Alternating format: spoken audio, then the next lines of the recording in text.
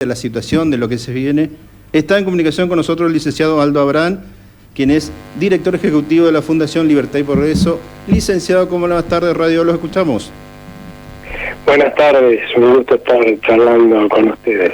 Bueno, lo primero es en este marco de lo que es un economista como presidente, licenciado, el año pasado, y bueno, los años anteriores hablábamos usted con el tema de equilibrio fiscal. Y en ese contexto, aparentemente, Argentina va camino a un equilibrio fiscal o por lo menos reducción de lo que es el déficit. El problema es el despegue. ¿Cuándo cree que puede darse ese, por lo menos, transitar un equilibrio fiscal para comenzar a ese famoso despegue que todos esperamos, licenciado? A ver, una cosa que hay que tener en cuenta es que el equilibrio fiscal, en realidad, a lo que lleva es a quitar del medio uno de los factores que generó la recesión, ¿no? Porque hace 6 meses, si hubiéramos estado hablando, o cualquier periodista hubiera llamado a un economista, le hubiera preguntado cómo iba el proceso hiperinflacionario, o sea, la aceleración de la inflación y cuándo iba a estallar. Y hoy, cuando nos llaman para preguntarnos algo, es para que expliquemos por qué se desacelera la hiperinflación, y eso no es magia, es que antes estaba emitiéndose a más no poder para financiar excesos de gasto de la anterior gestión y por lo tanto destruyendo el valor del peso, por eso subían los precios alocadamente, y ahora no, ahora hay equilibrio fiscal, lo cual evita que el Banco Central tenga que financiar al Tesoro, y eso ya está empezando a generar alguna confianza en términos de que uno no va a vivir una crisis pronto, ¿no? Pero el otro factor es el que todavía no estaría apareciendo en el horizonte.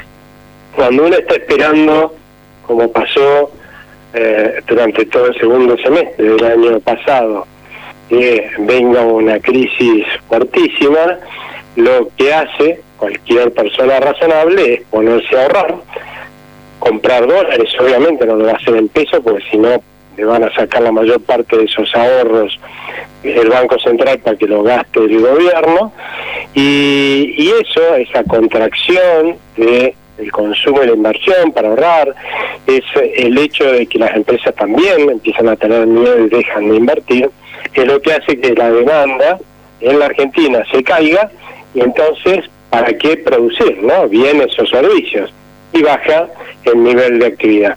Ahora, ¿cómo se revierte eso? Yo creo que la señal de cómo se revierte ya la política la debería haber entendido, porque la mayoría de los argentinos votó el 19 de noviembre un cambio de rumbo. Queremos que muestren que el rumbo de la Argentina va a cambiar. Si eso se demuestra, los argentinos, ¿qué vamos a hacer? Bueno, si ya no estamos yendo a una crisis, ¿para qué estoy haciendo semejante sacrificio de dejar de consumir e invertir, acumular dólares? No tiene ningún sentido, eso tiene un costo en términos de bienestar. Y aquellos que hoy podrían estar gastando y no gastan porque tienen miedo, pues empezarían a darse algún gusto, saldrían como antes, por ahí una vez por mes, lo que fuera, a comer afuera, cambiarían el televisor, y ese gasto o inversión, pintarían la casa, y también la inversión de las empresas que empiezan a tener menos miedo sobre el futuro, es lo que genera un aumento de la demanda en la Argentina, y esto pasa en cualquier país del mundo, que termina funcionando como una bola de nieve que vos tirás desde arriba de una montaña, ¿no? Porque aquellos que empiezan a gastar más hacen que los otros que reciben ese gasto sientan que están mejor y a su vez gasten más, y es como una bola de nieve que va pegando nieve todo el tiempo en la caída de la montaña, y se transforma en un proceso primero de recuperación y luego de crecimiento sostenido en el tiempo. Pero la verdad es que los rumbos se fijan por leyes y se cambian por leyes. El rumbo equivocado, según la mayoría de los votantes, que se llevaba antes, se fijó por leyes, y ahora el Congreso tiene que cambiarlo por leyes, y hasta que no lo haga, vamos a seguir haciendo lo mismo que venimos haciendo hasta ahora, o sea, no gastar, y por lo tanto vamos a dificultar que haya una recuperación de la economía. Pero, licenciado, de sus palabras se desprenden que es fundamental lo que pasa en el Congreso en los días que vienen. Es decir, en eso hay dos cuestiones. El tema, bueno, lo que se habla mucho, hablamos de lo que es el pacto fiscal, perdón, la ley de bases, pero también lo que es el pacto fiscal o lo que se viene a construir con respecto a unos cuestionamientos fiscales que va a ser nación. Y en ese contexto, ¿cómo toma lo que también piden las provincias con respecto a ganancias? ¿Cuál es su opinión en lo que se va a debatir en el Congreso hacia futuro? La verdad es que el impuesto mal llamado en la Argentina de ganancias existe en todo el mundo. Lo que pasa es que le han puesto todo el mundo civilizado, por lo menos, ¿no? Desarrollado, estable. Nada más que le pusieron un nombre más adecuado a lo que verdaderamente es, que es el impuesto a los ingresos. Es cierto que existen en otros, no, pero acá siempre le llamaron impuesto a las ganancias, por eso la confusión que hay, porque después te dicen, no, los ingresos no son ganancias, no son ganancias empresarias, ¿sí?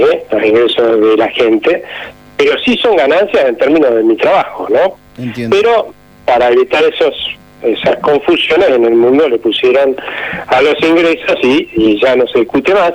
Lo que sí es cierto es que tienen que tener un mínimo alto, ¿no? O sea, no puede abarcar a todos los trabajadores, casi como estaba pasando en la Argentina. ¿Por qué? Porque durante todo el periodo del kirchnerismo, en pos de gastar cada vez más, y para eso recaudar más recursos, lo que se hacía era subir el mínimo no imponible por debajo de lo que era la inflación. Conclusión, al rato estaba pagando todo el mundo, o casi todo el mundo, impuesto a la ganancia, aunque fuera uno pobre. Eso es lo que no tiene que pasar, ¿no? Y eso yo creo que se garantiza fijando un mínimo no imponible alto, $1.800, que sería el mínimo no imponible, según parece en el proyecto que se ha presentado, es un mínimo alto.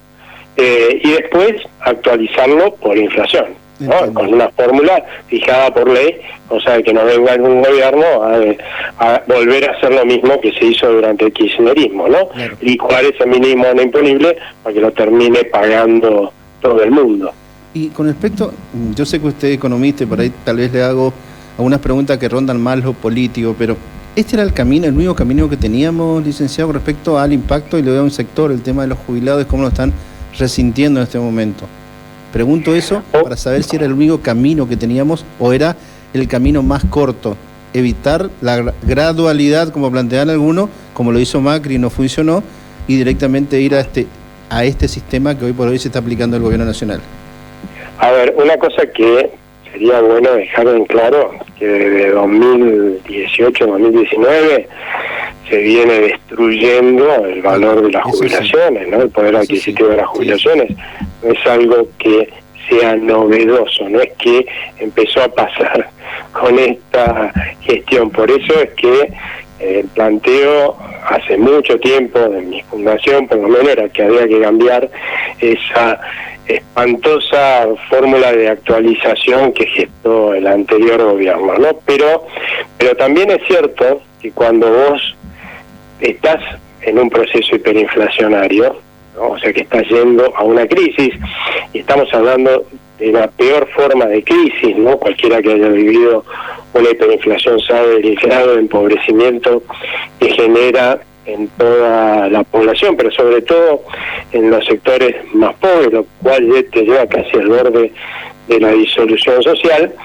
La realidad es que la única forma de pararla es dejar de emitir, que es lo que hizo este gobierno, pero para dejar de emitir tenés que dejar de gastar en exceso. Entiendo. Con lo cual se tomaron medidas de emergencia que implicaron, entre otras cosas, por ejemplo, parar la inversión en infraestructura, que ya se había parado en la anterior gestión, en los últimos meses, pero bueno, seguir con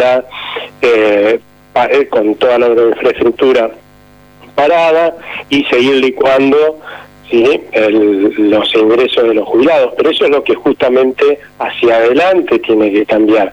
Que haya una reforma del Estado que permita recuperar lo que hay que recuperar, que son los ingresos de los jubilados, y recuperar la obra en infraestructura, que es lo que necesita la gente, ¿sí? Y achicar la cantidad de gastos que no le sirven a la sociedad, que se han generado desde en el Estado en los últimos gobiernos, ¿no?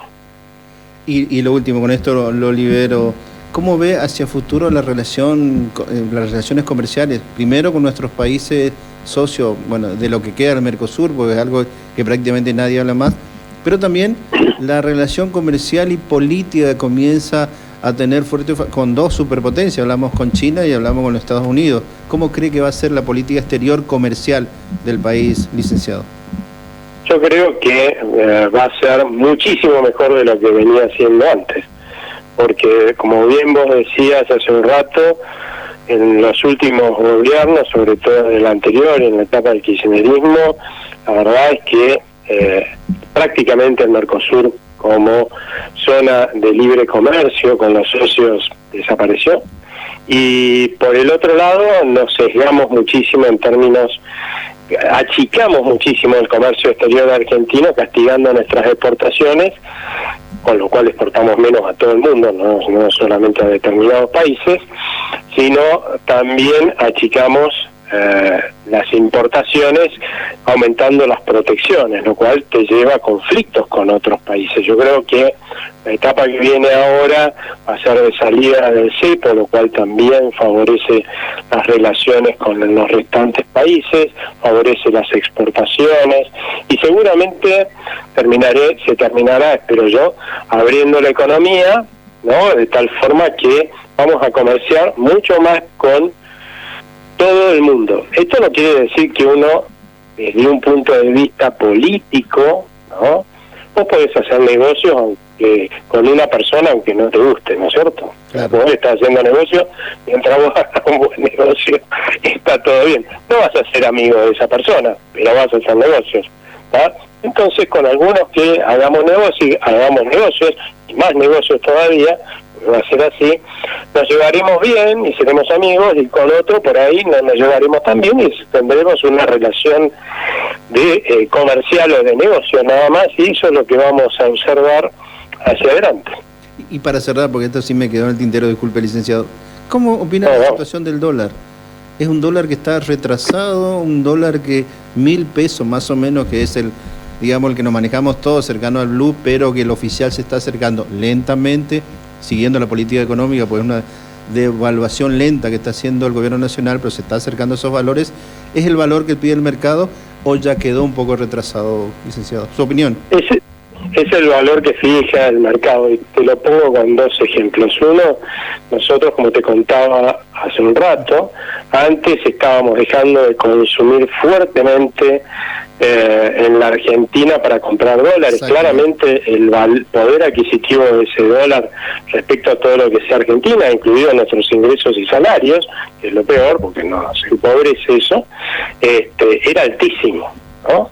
Ahora, eso era porque era evidente que íbamos a una hiperinflación por el rumbo que hemos tomado. Ahora resulta que ya no hay hacia adelante una expectativa de una hiper. ¿Por qué entonces el valor del dólar que estábamos usando como cobertura tiene que ser tan alto con respecto a una Argentina que ahora ya no va a una crisis, ¿no? Y lo otro, y lo cual justifica obviamente que ese poder adquisitivo haya bajado, nada más que lo está haciendo con un dólar que vale igual todo el tiempo, porque la realidad es que el gobierno como casi no está emitiendo muy poquito, la verdad que no hay nueva depreciación de nuestra moneda que se tenga que reflejar en el mercado cambiario libre. De hecho, lo que sucede en cualquier mercado del mundo, no de cualquier moneda del mundo, es que cuando vos haces que pierda poder adquisitivo emitiendo un montón, lo que pasa es que donde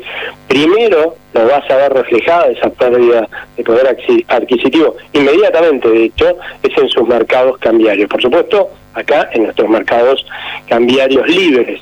Y después lleva esa pérdida de poder adquisitivo mucho tiempo que se refleje en el resto de los bienes y servicios de la economía. En un país normal, para que tengas una idea, que no somos nosotros, lleva entre 9 y 18 meses. En la Argentina, como tenemos que sobrevivir con alta inflación y hemos aprendido. Lo que sucede es que lleva muchos menos meses y es lo que estamos viendo, ¿no? Viste que antes el dólar subía un montón, los precios corrían de atrás, de golpe en diciembre viste un pico, pues eso es porque al principio, podemos decir, se refleja en un mayor conjunto de bienes y servicios, la pérdida de poder adquisitivo, y después, claro, a veces desacelerarse porque cada vez quedan menos bienes y servicios que le falta reflejar esa pérdida de poder adquisitivo de nuestra moneda. Con lo cual, la verdad que lo que se está dando es lo que se tiene que estar, y yo creo que cuando unifican el mercado cambiario allá por mediados de este año, difícilmente el dólar de unificación esté mucho más allá de alrededor de 1.000 pesos.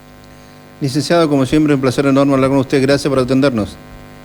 Muchas gracias a ustedes. Que tengan buena noche. Hasta luego. Hasta acá el licenciado Aldo Abraham, quien es el presidente de la Fundación Libertad con respecto a las cuestiones económicas y en este planteo que hace nuestro presidente, recordemos, es economista. Sotelo, ¿cómo le van? Buenas tardes. Buenas tardes para todos. Bueno, mucho fútbol tenemos en juego y tuvimos hoy también a la siesta por Champions. Vamos a comenzar con la actualidad furiosa, porque San Lorenzo está jugando por Copa Libertadores de América en el estadio de Guayaquil.